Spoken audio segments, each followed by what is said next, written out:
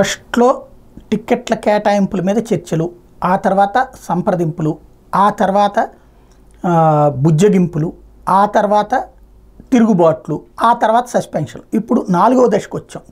తిరుగుబాట్లు అంటే రెబల్స్గా నామినేషన్లు వేయడం. తెలుగుదేశం పార్టీ, జనసేన, బీజేపీ కూటమి కలిసి పోటీ చేస్తున్న నేపథ్యంలో బీజేపీలో ఒక రెబలు, తెలుగుదేశంలో ఒక రెబలు ఫస్ట్ రోజున నామినేషన్లో కనబడ్డారు.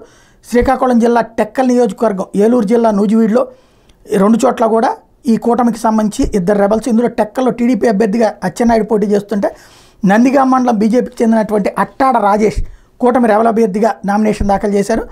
జిల్లా వ్యాప్తంగా ఇది పెద్ద చర్చనీయాంశం. రాజేష్ని కొన్ని ప్రభంజన, గౌడ కృష్ణారావు, పెన్నింటి జగదీష్ నాయుడు బలపరిచారు. నామినేషన్ పత్రాలని సమర్పించేశారు. రాజేష్ బీజేపీ ఓబీసీ మోర్చా జిల్లా అధ్యక్షుడిగా, బీసీ వెల్ఫేర్ హాస్టల్స్ రాష్ట్ర కమిటీ కన్వీనర్గా వ్యవహరిస్తున్నాడు. మరోవైపు ముద్రబోయిన వెంకటేశ్వరరావు ఎవరైతే గతంలో గన్నవరం ఎమ్మెల్యేగా పనిచేశారో, ఆ తర్వాత నూజివీడికి తెలుగుదేశం పార్టీ పంపించింది.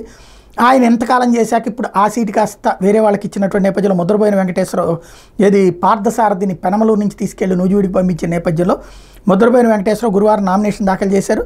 ఎన్నికల రిటర్నింగ్ అధికారి నూజివీడు ఆర్డీఓ భవానీ శంకర్కి ఓ సెట్ నామినేషన్ పత్రాలు నిన్న 12:30కి ఇచ్చారు. నియోజకవర్గంలో 4 మండలాల నుంచి కార్యకర్తలు, అభిమానుల్ని వెంటబెట్టుకుని మరి ఈ నామినేషన్ వేశారు. 2023 ఏప్రిల్లో బాబు బహిరంగ సభలో నా పేరు ప్రకటించారు.